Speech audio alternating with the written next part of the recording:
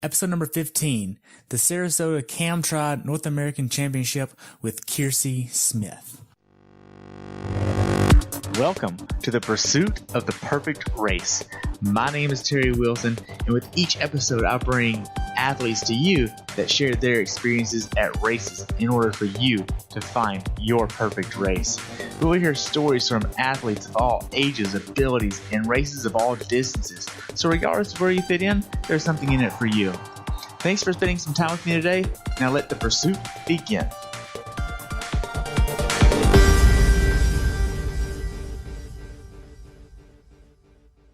Hey everybody, welcome to the next episode of The Pursuit to the Perfect Race. Today I have the honor of speaking with Kearci Smith from Dallas, Texas.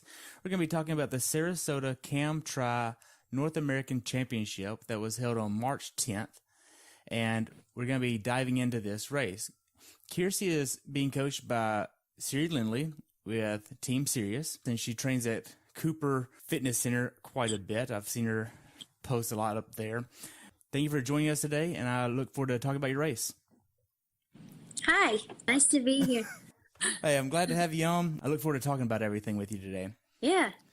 So, Sure. When did you decide to do this race?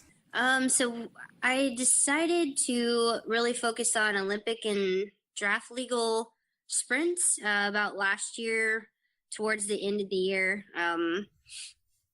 I just really want to perfect the short distance race. That's my kind of favorite thing to do. So, we found these races on the USAT website, and I messaged the right person at USAT, and they got me in there. So it was a pretty cool thing to, at least get recognized to even qualify for that race. Okay. Now, last year you did the last running of the Ironman Texas 70.3 at Austin. Mm-hmm. And now you're going to the sprint distance. How big of a change-up was that for you? So last year I was training more for Olympic distance, but we decided to make my debut as a pro for Ironman Texas in Austin 70.3. I wanted to do that just to kind of finish out the year and kind of get that rookie race under my belt. The difference really in training wasn't that much different. The volume went up just a little bit, but fitness wise, I was able to handle it pretty well. Okay, so you and Siri talked about doing this race together. Mm-hmm. What was the training like going into this race? I was just coming off season, so we did a 2-week swim block, and then we got back to swim, bike, run, the regular stuff every day. I pretty much do at least 2 things a day. I swim almost every day because I'm not a strong swimmer. I'm not the strongest swimmer. I'm getting there. But yeah, so we focus a lot on the swim. Bike is probably the second thing that's lacking. So I had to get on a draft legal bike. So I actually only had 2 draft legal races so far this year. So I borrowed my friend's bike, who is very similar in size to me. And I got a great fit from the tri shop in Plano. Took it over there to Sarasota and Claremont to race. Really focus on the swim and the bike mostly, as I'm actually runner by background. So mostly swim and bike. Okay. Full 2 weeks of solid swimming. Mm-hmm. What did that look like? I know I saw some of your Instagram pictures, and it was just like in the pool in the morning, in the pool in the evening. Mm-hmm. Yeah, it's about 60K a week for 2 weeks. So, you're going in the morning for maybe a 6K swim and then 4K in the afternoon, or you're doing 8 in the morning, 2 in the afternoon, or 10 all the way through in one session or something like that. So I believe that that's more of a mental component. It does definitely increase your fitness level, definitely. But there's a mental component to that comes along with it, that you just have this sense of accomplishment and pride for getting in the pool that many times and doing it every single day, and getting all of those meters in, you become really good friends with that blue line on the bottom of the pool. Now, and you also swim in a 50-meter pool, right? Right. So you don't have the flip turns all the time. Yeah. Yeah. So I'm not the greatest at flip turns anyways. So when I do get in a 25-yard pool, to flip turn every 7 or 10 strokes is really exhausting to me. So I love swimming in a 50-meter pool. It's more similar to an open water type of feel because of the length. And then there's, less flip turns. So I don't feel like I'm just expending all of my energy just flipping every time. Right. So this race is a sprint race that's draft legal. It's an 800-meter swim, a 12-mile bike, and a 5K. Right. Now then, whenever you got ready to leave Dallas, how did you go up to Sarasota? So I actually flew there on Thursday because it's a Saturday race. So I flew in on Thursday, and actually my awesome husband, Sherpa Lewis, he drove the car down on Wednesday. So he drove all the way to Pensacola, picked up my mom, and then on Thursday morning early, they came and picked me up in Orlando, and we went to Claremont, and then I raced my first race in Claremont, and then we drove back to her house after the race and stayed in Pensacola, Florida all week, and then we drove back to Tampa, where Sarasota is closest to, and then I rode back in the car with my husband. So he took one for the team so that I wouldn't have to drive 12 hours in the car and then get up again and drive 7 more hours in the car. So that's not super great on your legs. So we got me a flight, and that helped a lot with recovery types. So. Now, did you fly with your bike? I didn't, because he was coming to get me. So it worked out in the schedule where I didn't need it the day before. Thursday, I didn't need it Wednesday. So he drove my bike up. So it was fully assembled still. In the past, we have traveled with a hard case. So I have a tool hard case that we use if we're going together. And usually he's always with me, so I don't have to deal with putting together my bike because I know nothing about mechanical stuff on my bike. I can change a flat though, but but I don't know how to put my bike back together if it's apart. As long as you remember all the wheels, right? Right. That's right. Yep. That's why I don't travel Sherpa-less anymore. Exactly. So you got down there. What was it like whenever you started checking in as a pro at this type of race? Yeah, so it was really surreal.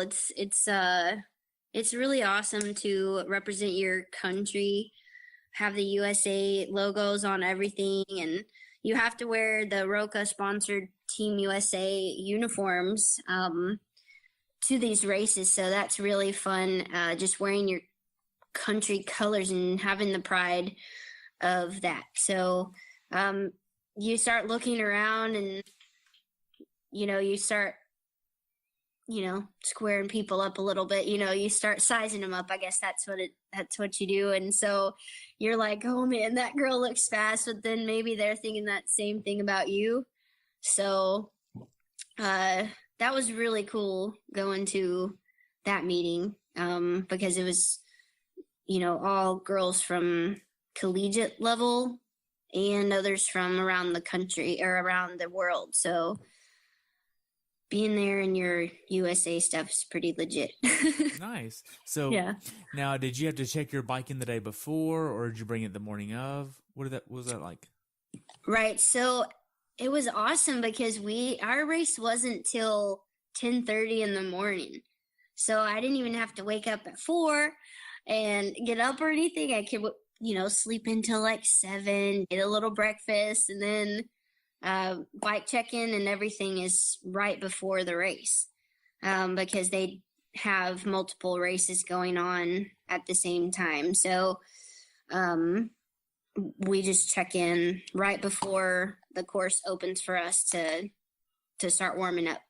Okay. So now the day before the race, did you have a certain nutrition plan that you were aiming for? Yeah. So generally the night before a race, I really like to eat steak before my race, and it's always worked with my stomach, and also it's good protein. And then I just get some steak and a load of vegetables on my plate, and I always feel like super ready to go. The nutrition plan for the race is pretty simple. Get up, eat a medium-sized breakfast, whatever you can kind of stomach, and then eat little things throughout the morning.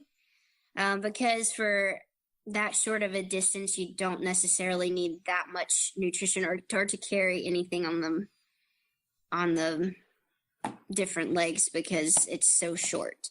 You should have been able to fuel yourself before for just an hour race. Right, because you'll be done in under an hour. Yeah. So I think it was like an hour 5 or something. Wow. So, So the morning of, how was your nerves going into this race? They were a little bit more apparent than the Claremont race, just because I was super nervous about the dive in, because I had never done a dive in start before.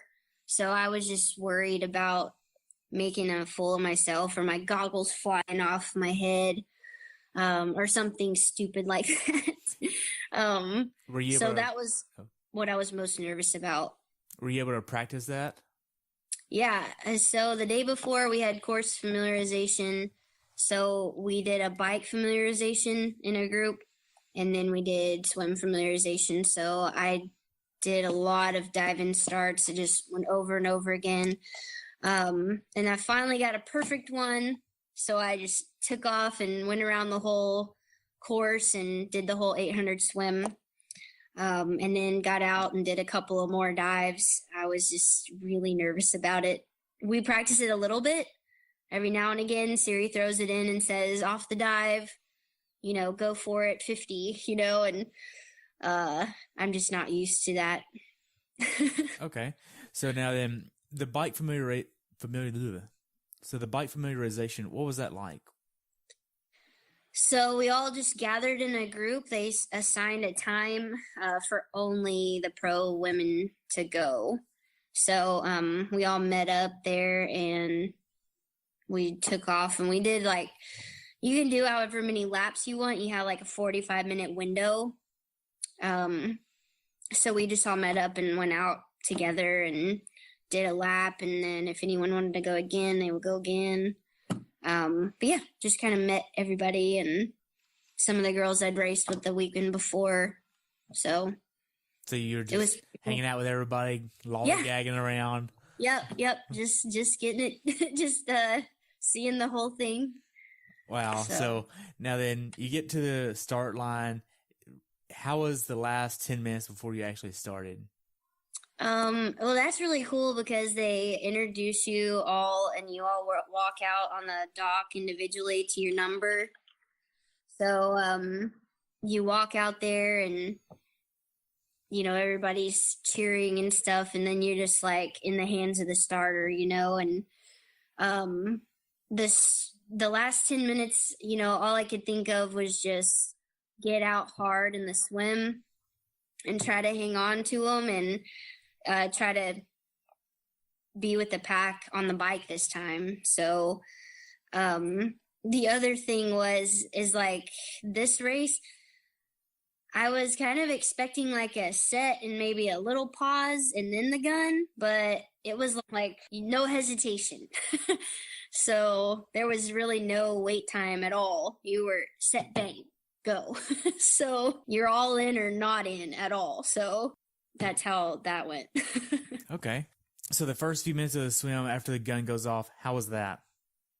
So I had a good dive in, actually. So I was really excited about that for that split second. And then we all kind of divulged on to one another. And so the best way I describe it is like salmon swimming upstream. we were all just on top of each other, hitting each other, just fighting for position. So that was it was much better than the first weekend. I fought really hard. I tried to stay on feet. So Siri's always telling me to find some feet I can stay on and, keep on their feet and almost like tickle their feet, to stay in their draft, because I'm not as strong of a swimmer. So that's all I focused on, was just staying in someone's stream. And I thought I executed that pretty well. So for the swim, this open water swim, was the water clear? Was it muggy? What was the water like? So the water is actually, it wasn't clear, but it was a nice lake. It was, it's actually where the USA regatta or rowing team trains, the Olympic Training Center for Regatta. So it was really nice, really well kept, really clean. I could see my hand out in front of me, but you can't really see much else. So it's just like any other lake, but very clean for sure. Mm-hmm. So I would assume you use tinted goggles then?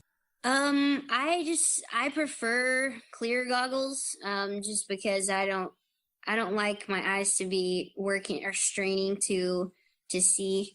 It was a little overcast that day. The day before it was super sunny and nice. It was really overcast that day, so I actually decided to go with the clear lenses. Okay. Yeah.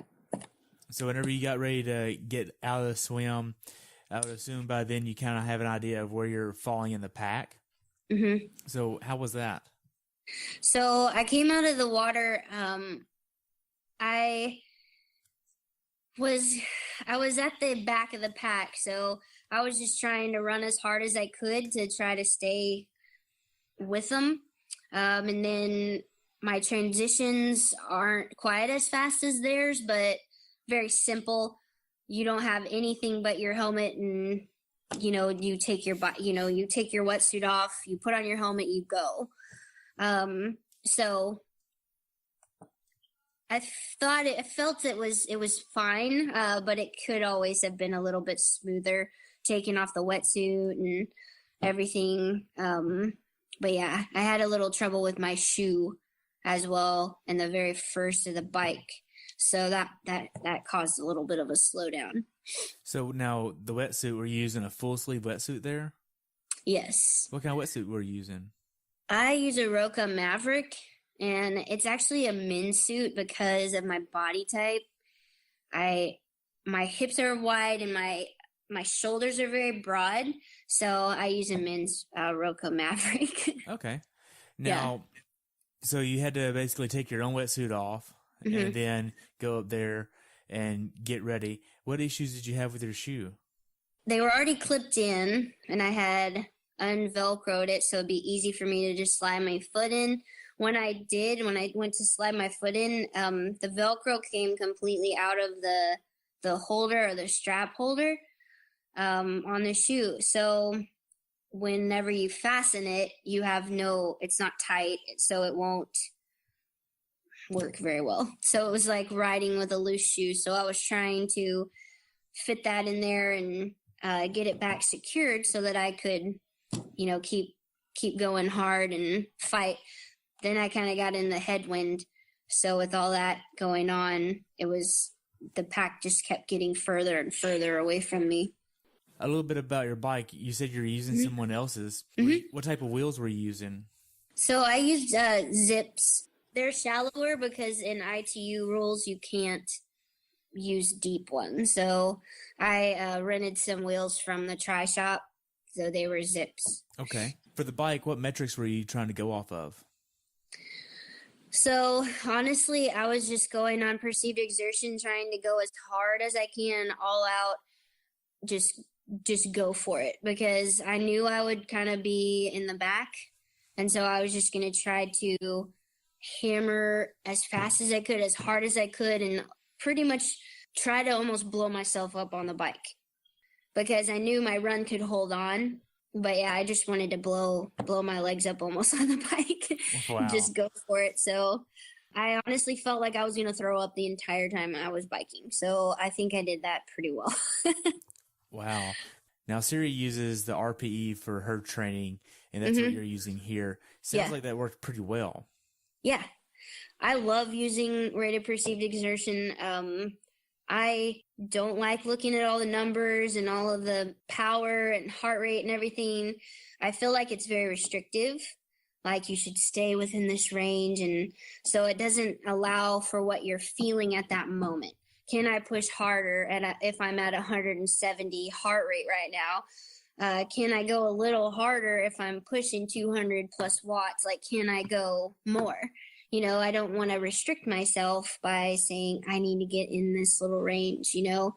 So I love the RPE thing, and it makes you listen to your body and adapt to the different things that happen in a race.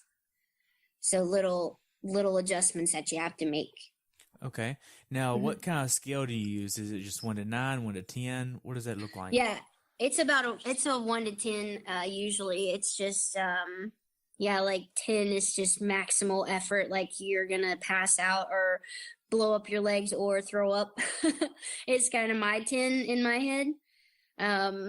So 0 to 10 is what I go off of. Okay. Now then, for this type of race, I know you said that you can't use deep wheels. What other type of restrictions are on the ITU races that are different than Ironman? So you can't use bars. So you have to have a road bike. In some of the Olympic distance races, they allow like clip-on bars on a draft legal bike or on a road bike. But for this one, you couldn't have any of that. So yeah, you can't have deep wheels, can't have bars. They even measure like your saddle position to make sure that you're not like too deep or, you know, it's crazy. They have some nutso rules in ITU. So what would they be measuring with where the seat is? If they're thinking that you have it at a drop or something that makes you have some sort of advantage on the field or anything like that, it's a seat position thing. They have it on their rules and guidelines. If it's like below a certain tilt or something like that, then they'll pull your bike. Oh wow. Whenever you got on the fourth lap of the bike, how did you feel as far as, not besides wanting to throw up, how did you feel? I was just ready to get off my bike and get out on my run. My run is my favorite part. You know, I've always been a runner. So, and over the last year, we've really focused on the run off the bike. So I've actually started to feel like I have more run legs after the bike, even if it's a hard bike and you go all out and do everything you can to blow up your legs, you still have run legs. So I'm actually pretty happy with where the run's at right now. Okay, so what was your actual run time here for a 5K? So this one, it was in 1945, I think. So around 6:30, 6:25 pace or so. And that's after going for a little more than 30 minutes of pretty much all out effort on the bike. Yeah. Wow. Yeah, last year at age group nationals, the sprint distance, when I won my age group, I think I ran an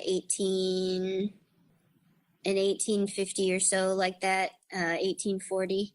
So, yeah. Wow.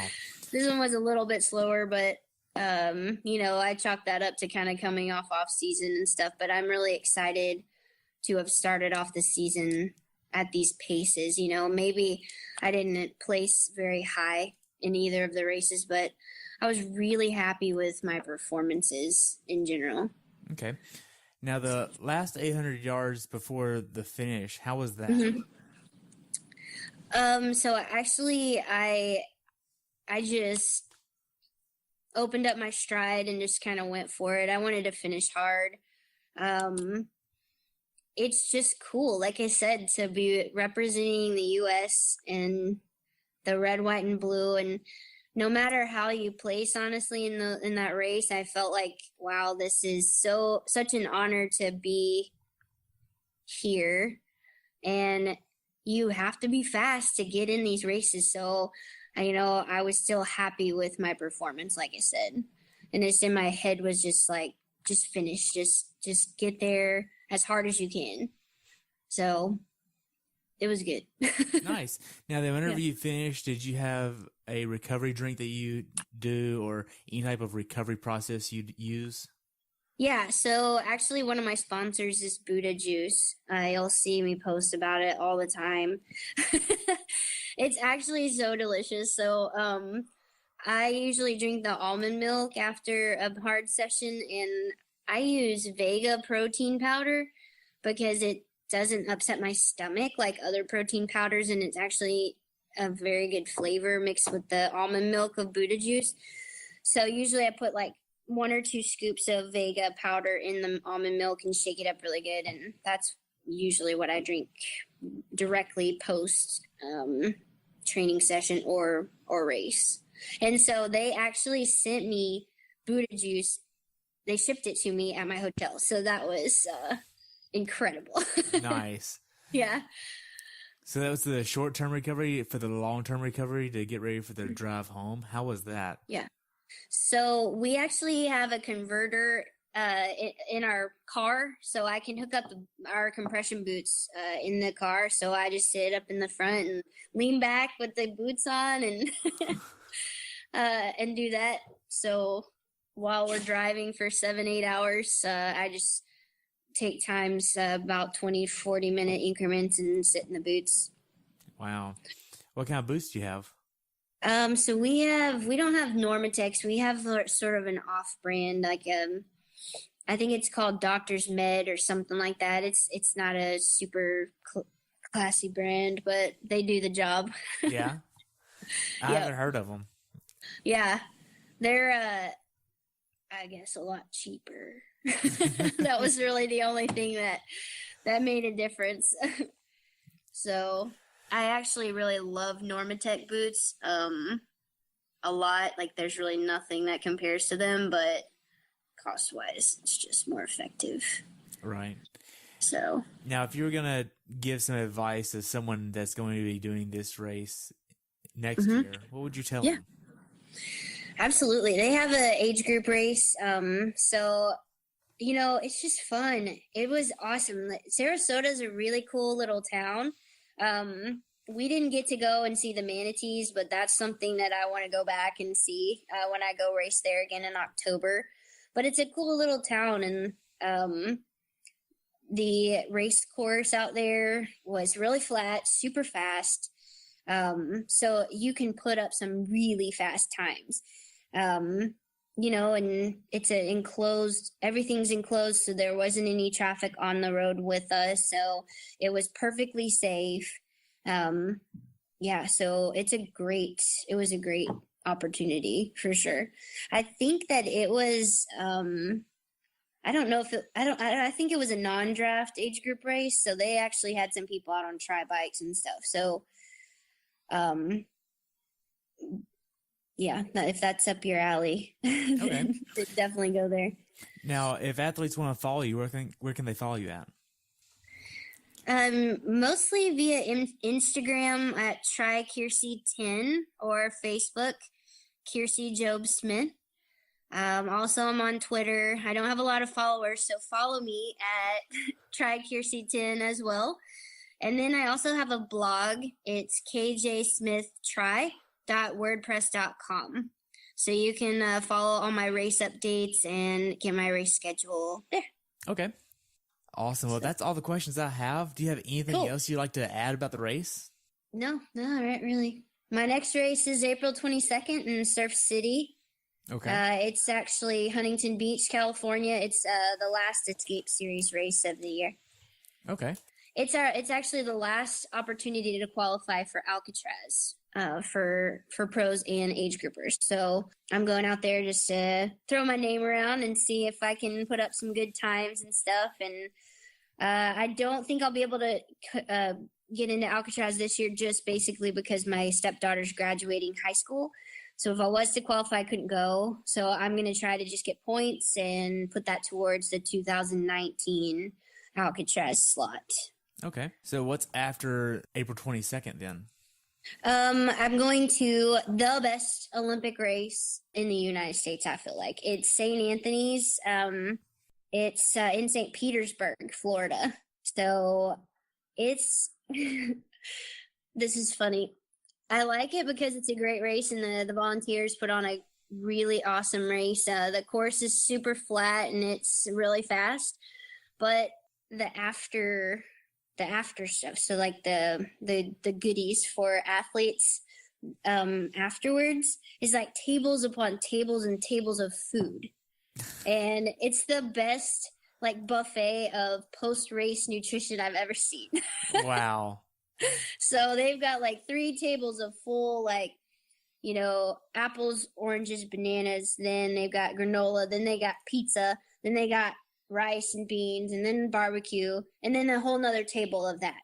So I'm really looking forward to that race, specifically for the post-race meal. Awesome. Well, I only have one more question. Okay. So what's your definition of a perfect race? Well, the definition of a perfect race for me would be to go into the race with your expectations, but then be able to make adjustments where it's needed and don't lose your mental focus whenever something doesn't go as planned.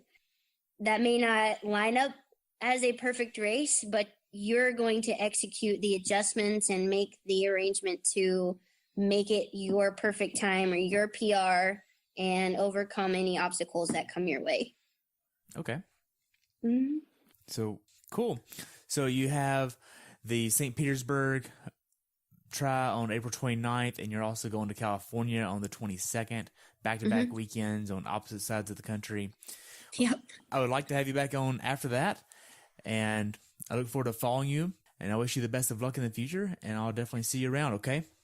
All right. Thank you, Terry, and thanks for listening, guys, and talk to you soon.